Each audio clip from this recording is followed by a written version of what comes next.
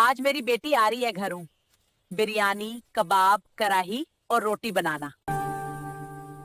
अम्मी कबाब फ्रिज में रखे हैं, उन्हें फ्राई कर लूंगी, बाकी मैं फ्रेश बना दूंगी। क्या तुम मेरी बेटी को बसी कबाब खिलाओगी?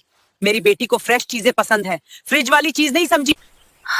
अम्मी बसी नहीं है, कल के हैं बिल्कुल ठीक। रोटी बाजार से मंगवा लेते हैं, टाइम भी बच जाएगा। उफ, बाजार की रोटी भी उसे पसंद नहीं, खुद ही रोटी बनाना हूँ। अम्मी मैं भी इसी घर के लिए ही बनाती हूँ, मेरी मेहनत भी फ्रेश होती है।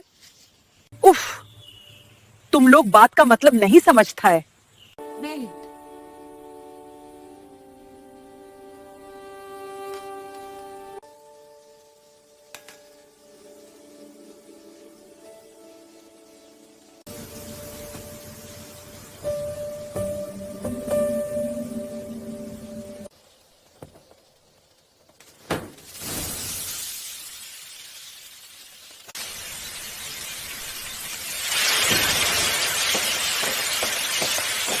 कढ़ाई तैयार हो चुकी है, ऊपर से हरी मिर्च और हरा धनिया डाल जाता है।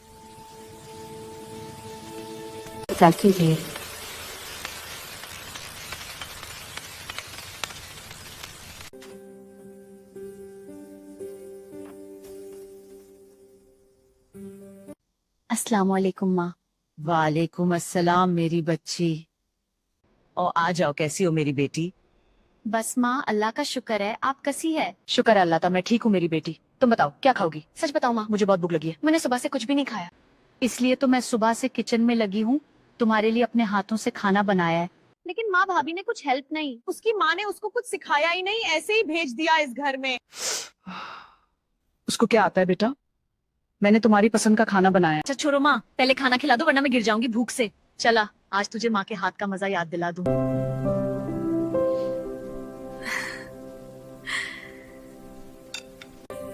वाह माँ, खाना बहुत लजीज है। बेटा इतने प्यार से बनाया है, लजीज तो होगा ही ना।